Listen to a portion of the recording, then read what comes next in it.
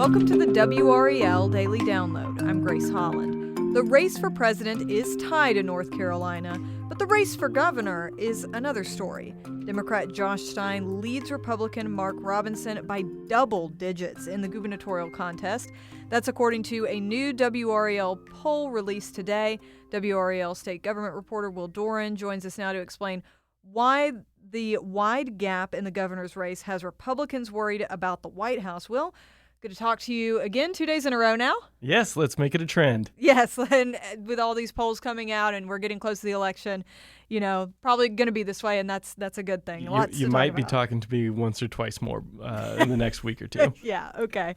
So this latest poll, which came out in our morning show, shows a widening gap in the governor's race. So what does that data say? Yeah, it is a 15-point lead for Josh Stein in the governor's race, which... Wow. Yeah, wow is the right way to describe that. This is, it obviously it's just a poll, but if that result holds, that would be the biggest win in decades for the governor's race. It's always been pretty tight here, and 15 points is pretty outside the norm that we've seen really in recent history. Yeah, and just that contrast between that being the situation in the governor's race, but then you look at the presidential race and it is so tight in that race.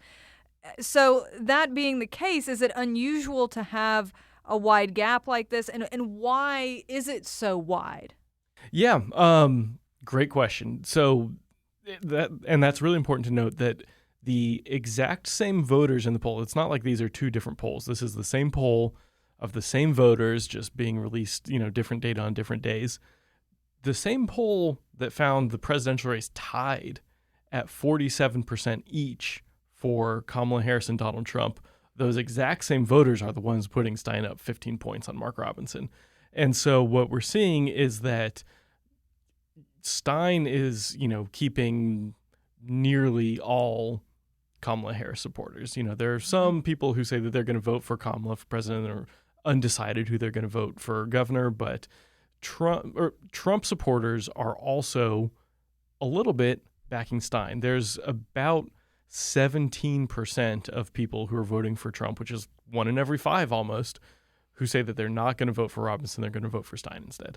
Right. And so who are these people that are walking away from Robinson? And, why is it that they are willing to cross the street and vote for Stein? I mean, they could just not fill in the bubble. Yes, it's more moderate Republicans or even conservative Democrats. Don't forget that Trump has, some Democratic supporters as well, especially in a state like North Carolina, where we have a long history of a conservative Democratic Party. And those people say, yeah, I like Trump for president, but this Robinson guy, not so sure about him for governor.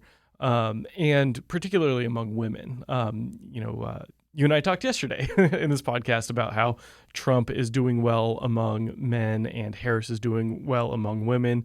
Right. Well, Stein is doing even better than Harris among women. And in large part, that's because Mark Robinson has long been associated with comments on further restricting abortion rights, and also comments, like saying that women were not created to lead. And the Stein campaign has done a lot to highlight those comments and has spent many millions of dollars putting them into TV ads, and it seems to be working. Right. And so, okay, we know that when you look at this data and based on the voters that we talked to in this poll, that it's very close between the presidential candidates and not between the governor's candidates. But Republicans are concerned that this trend with the governor's race could affect the presidential race. How does that work? Given the data that we've seen, are they separate things? Yeah, well, like I said, this poll, even though it has Stein up 15 for governor, it's got the presidential race tied. So clearly, there's not 100%. If people are turned off by Mark Robinson, they are, disgusted with the Republican Party writ large, and they're not going to vote for Trump either. That's not really what's happening here in this polling. And part of it is we have seen in the last several months Donald Trump seeming very intentionally to distance himself from Mark Robinson. Just recently when he was out in Asheville surveying some storm damage from Hurricane Helene, a reporter asked him, do you still support Mark Robinson in the governor's race? Do you still endorse him? And Trump's response was essentially, I haven't really been paying a lot of attention, Which is really a big contrast from earlier in the campaign. Exactly. I mean, I was there in Greensboro earlier this year, Mark Robinson's hometown, when Trump came in to endorse him and called him Martin Luther King on steroids. Right. And, huge standing ovation for Robinson in this place he grew up in. It was this big moment for him. And now, Trump is essentially saying, Robinson, I don't know him. I'm not really paying attention to the governor's race. So, and, Robinson used to speak at basically every Trump rally in North Carolina, every time that he would come to the state. And he has not been on stage in months with Trump. Let's take a quick break right there, and we'll be right back.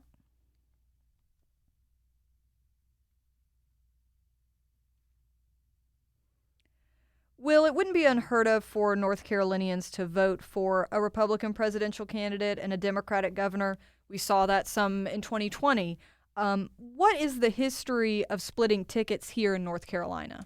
Yeah, I am in my mid-30s, and for my entire life, this is what North Carolina has done, essentially. Voted Republican for president, Democrat for governor. There's been a couple of exceptions to that. Barack Obama did win here in 2008.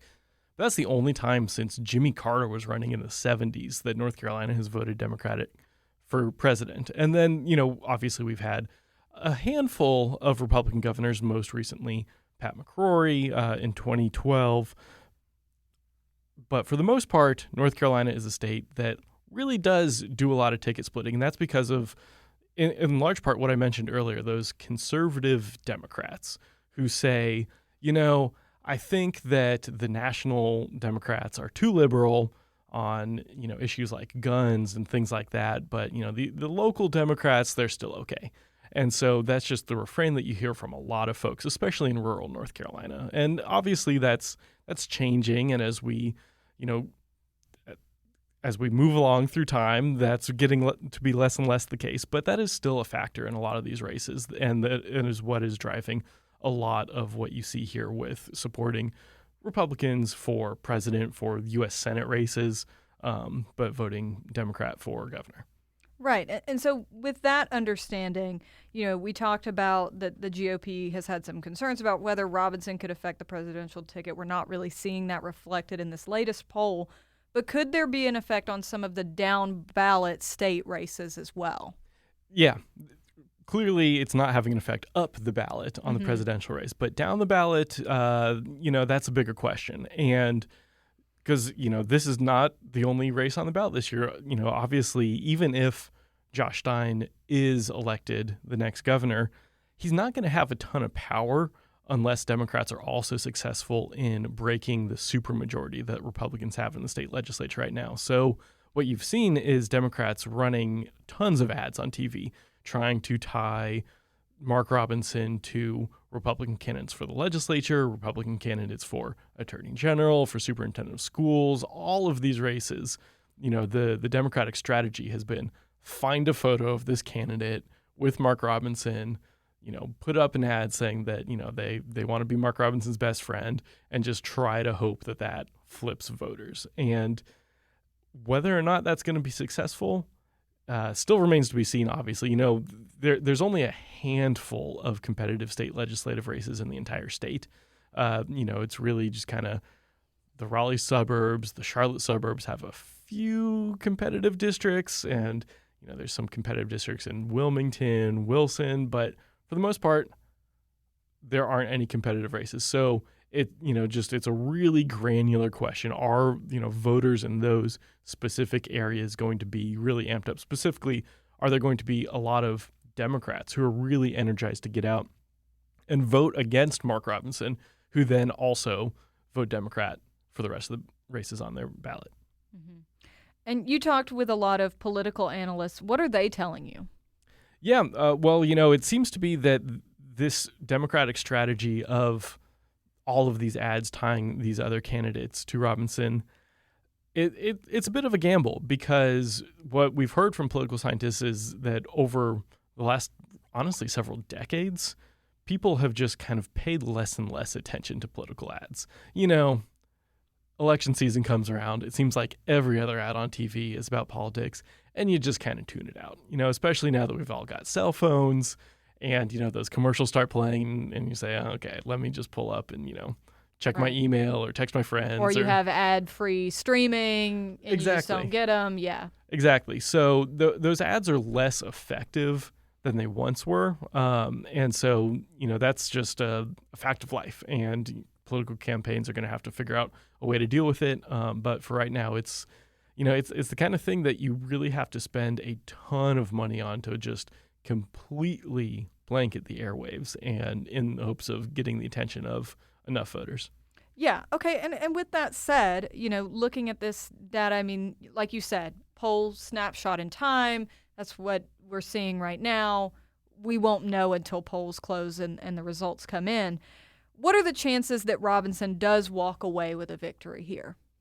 Yeah, it appears to be slim chances, but there's always a possibility. Polling is not always accurate, and this one has about a 4% margin of error essentially on it. So, but we know from past elections that polling is not perfect, and that's not just WRAL polling. That's not just New York Times polling. That's everyone's polls are trying to figure out how to deal with this new era where people have cell phones and you can't just call up a landline and get someone on their house phone anymore.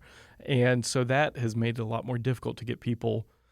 So, I think a lot of people wouldn't be shocked if the race doesn't actually end up a 15-point blowout in the end. I think most people still expect Stein to win this race, probably by a little bit closer than some of these polls are showing. But it's going to be a tall order for Mark Robinson to win. Probably Donald Trump would need to win North Carolina by a pretty hefty margin, and Robinson would need to come up with a really strong closing argument here in the last week of this campaign. Okay. Going to be interesting to see what happens for both of these candidates. That's WRAL state government reporter Will Doran. For his latest on the WRAL News Poll and the new results throughout the week, go to the NC Capital section of WRAL.com. Thank you for listening to the WRAL Daily Download and for making us a part of your morning routine. Another great way to get WRAL news is the Morning Briefing newsletter. It's a daily email with Triangle news, events, and headlines to help you get ready for the day. Sign up at WRAL.com/newsletter.